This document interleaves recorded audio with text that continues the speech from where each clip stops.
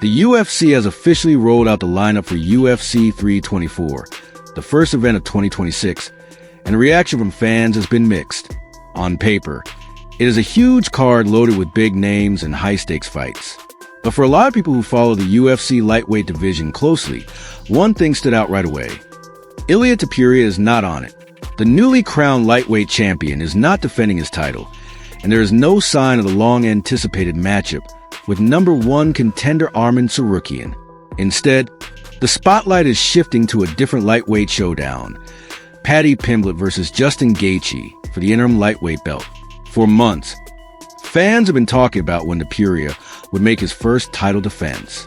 The Spanish-Georgian champion has built serious momentum, and the idea of him facing Tsarukyan in a true champion versus number one contender matchup seemed like a natural main event.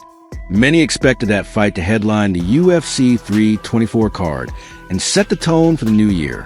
When the promotion posted the official UFC 324 fight card, and that matchup was nowhere to be found, the disappointment was immediate. Instead, the bout that is expected to steal the show is Paddy Pimblett versus Justin Gaethje for the interim lightweight title. From an entertainment standpoint, that is an explosive matchup. Gaethje is known as one of the most violent and exciting fighters in the UFC, a former interim champion who never phones in a performance. Pimblett is one of the promotion's biggest newer stars, a charismatic personality with a huge following and non-stop attention from media and fans. Matching those two in a high-profile interim title fight is guaranteed to generate interest, highlight reels, and pay-per-view buys. In terms of pure spectacle, it is not bad at all, as many fans put it. But that is exactly where the debate begins. If Ilia Topuria is the undisputed lightweight champion and Arman Tsarukyan is the clear number one contender, why is an interim belt being introduced at UFC 324 instead of making the real lightweight title fight? For a segment of the fan base, it feels like the rankings are being pushed aside in favor of star-driven matchmaking. The interim title label adds fuel to that fire. It raises questions about what is really being rewarded, sporting merit or marketability. And that is not the only headline-grabbing matchup on this card. UFC 324 will also feature the long-awaited return of Amanda Nunes, widely regarded as one of the greatest women's mixed martial artists of all time. Nunes is coming out of retirement to face Kayla Harrison in the co-main event. Harrison, a two-time Olympic gold medalist in judo and a dominant force in women's MMA, has been on fans' wish lists as a Nunes opponent for years.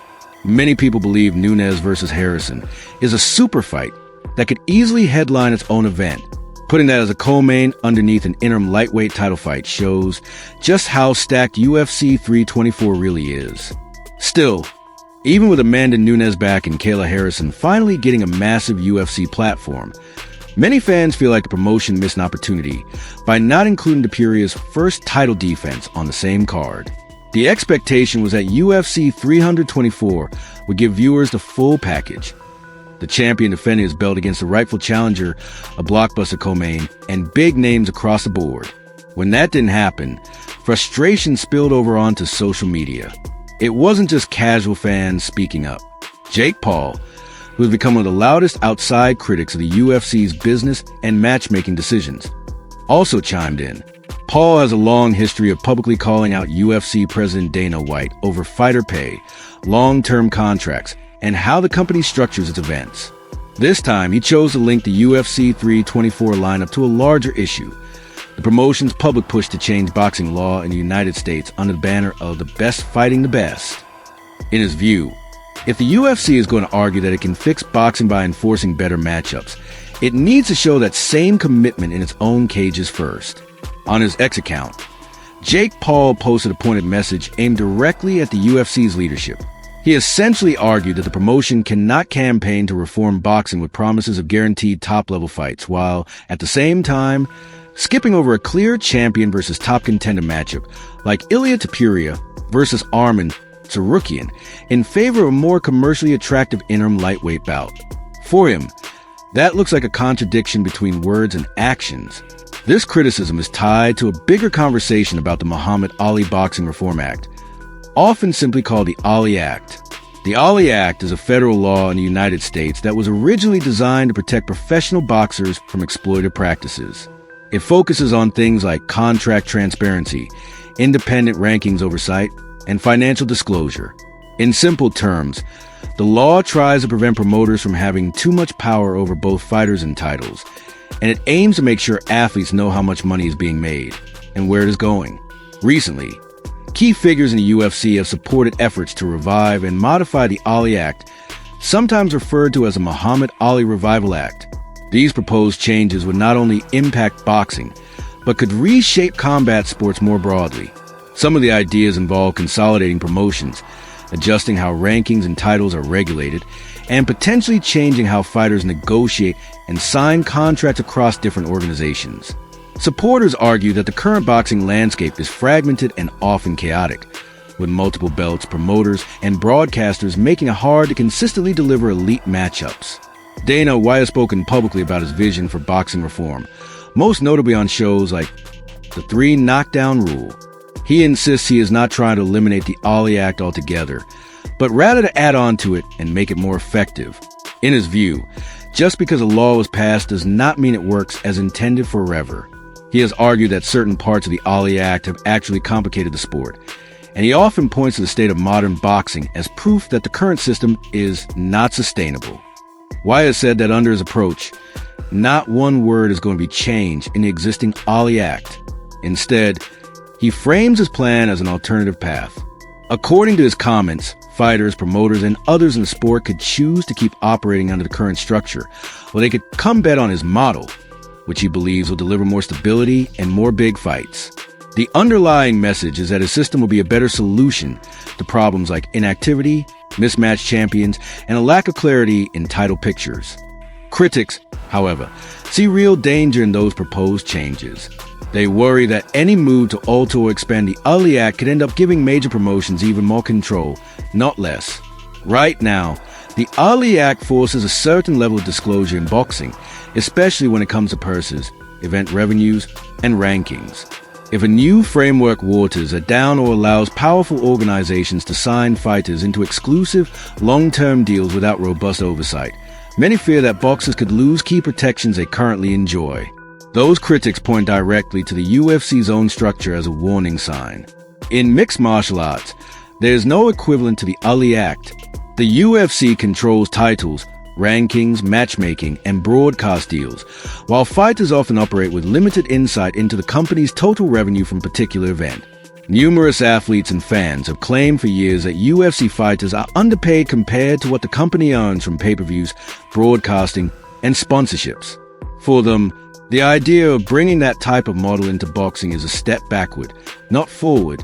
That brings us back to the accusation of contradiction. On the one hand, the UFC is presenting itself as a potential savior for boxing, saying that if it is allowed to reshape the sport's rules and structure, it will guarantee the best fighting the best.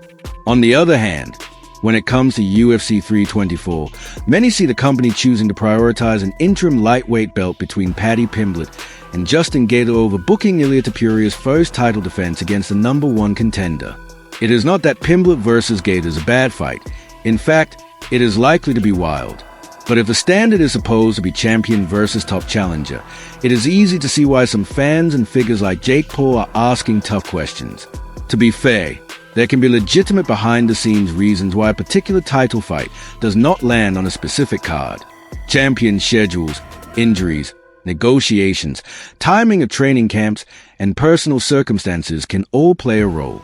The UFC rarely reveals every detail publicly, which means the full context behind Topuria's absence from UFC 324 is not fully clear.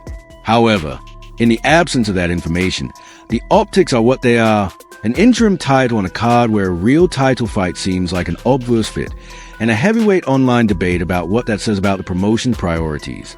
The situation underscores a larger tension that has always existed in combat sports. There is a constant push and pull between sporting integrity and entertainment value, between strict adherence to rankings and the temptation to book the biggest, loudest, most profitable names. The UFC 324 card is a perfect example of that dynamic. It is loaded with fights that are going to draw eyeballs, Paddy Pimblett versus Justin Gaethje for the interim lightweight title, Amanda Nunes versus Kayla Harrison in a blockbuster co-main event, and other matchups that will fill out a very strong night of fights. From a business standpoint, it is easy to frame this as a success. From a purist standpoint, though, the absence of Topuria versus Sarukian is frustrating. It feels like another case where merit takes a backseat to marketability. When that is combined with the UFC's vocal support of changes to the Muhammad Ali Boxing Reform Act, changes sold to the public as a way to ensure the best fight the best, you end up with a question that many are now asking. Is the UFC holding itself to the same standard it wants to impose on boxing? As discussions around the Ali Act revival continue in political and sports circles, expect this topic to keep coming up. Fighters, managers, promoters, and fans will all have a stake in whatever reforms go forward. Jake Paul and Dana White are likely to remain on opposite sides of the argument, with Paul using every controversial matchmaking decision as evidence that major promotions must be watched carefully, and White insisting that his model can fix what's broken in combat sports. For now, UFC 324 is shaping up to be one of the most talked about events of early 2026, both for the fights that are booked and the one that is missing. The interim lightweight showdown between Paddy Pimblett and Justin Gaethje will attract massive attention. Amanda Nunes' return from retirement to face Kayla Harrison will add even more intrigue and star power. But hovering over all of it will be the ongoing debate about fighter treatment, matchmaking, and whether the people who control combat sports are truly delivering what they promise when they say they want the best fighting the best.